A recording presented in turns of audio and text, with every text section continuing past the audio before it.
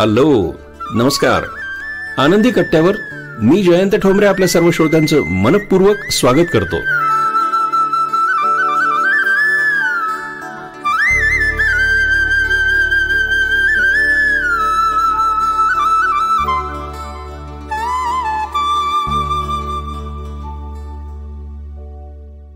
श्रोतो नमस्कार. दुसऱ्यासाठी काही करताना सुद्धा आपल्याला झेपेल इतकंच करावं. अनेकदा आपण कोणताही स्वार्थ नसताना अनेकांसाठी बरंच काही करत असतो, झटतो. प्रत्येक वेळी आपली जबाबदारी म्हणून, कर्तव्य म्हणून आपण पुढे पुढे करतो, कोणताही स्वार्थ नसताना. मतप्रवाह तर दोन्ही बाजूंनी असतात. ज्याच्यासाठी करतो त्याला असं वाटतं की केलं आमच्यासाठी तर काय फरक पडतो, यांचं कर्तव्यच आहे. करणाऱ्याचा हेतू स्वच्छ असतो. आपल्या प्रयत्नांना कुणाचं तरी भलं व्हावं हा निर्मळ प्रयत्न असतो. गैरसमज हा फार मोठा शत्रू असतो. तो या निर्मळ भावनेलाच धोका निर्माण करतो. ज्याला समजून घ्यायचंय तो समजूतदारपणे गोष्टी हाताळतो. ज्याला समजून उमजून घ्यायचंच नाही तो मात्र शब्दांचा कीस पाडतो, शब्दांनी घायाळ करतो. नात्यांची खरी मेघ तर इथेच आहे.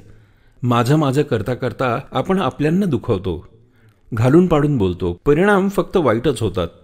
संबंध दुरावले जातात, आपुलकीतला रस संपतो, उरते ती फक्त निराशा. हल्ली तर नाती आर्थिक दृष्टीतच बांधलेली दिसतात. जणू पैसा म्हणजे सर्वस्व. अमक्याने अमक्या कार्यक्रमात आहेर दिला नाही म्हणून राग, रस्त्याने जाताना ओळखीचे बोलले नाहीत म्हणून राग, एखाद्या प्रसंगात मागे उभे राहिलो नाही म्हणून सुद्धा राग. निर्व्याज प्रेम, जिव्हाळा, काळजी, कुटुंबातील प्रेम हे सगळंच विरळ होत चाललंय. एकमेकांना टाळ्या देत हास्याची कारंजी उडणं लुप्तच होत चाललंय. खरं बघितलं तर किती दिवस आपण जगणार याची काहीच शाश्वती नाही. सोबतीला काय घेऊन जाणार हेही माहीत नाही. जिव्हाळ्याची अगदी कमी माणसं असतात जी आपली काळजी करतात, जीव ओतून आपल्याला घडवतात. वेळ प्रसंगी आपल्याला भल्यासाठी रागवतात सुद्धा, पण परत माया करतात. त्याचा विसर कधीच पडू देऊ नये. कोणाला व्यक्त होता येतं तर कोणाला नाही. हा समजूतदारपणा अंगी यायला हवा.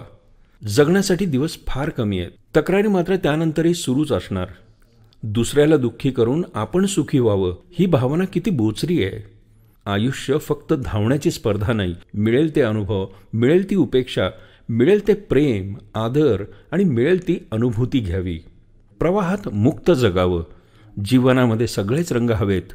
निराशेतही आशा आहेच की, त्या ऊर्जेची वाट बघायची. कोणा वाचून कोणाचं अडच नसतंच खरं तर, पण आनंद मात्र घेता येत नाही तो आपल्या माणसांशिवाय. कौतुक करणारं, पाठीवर हात ठेवणारं कोणीतरी हवंच ना.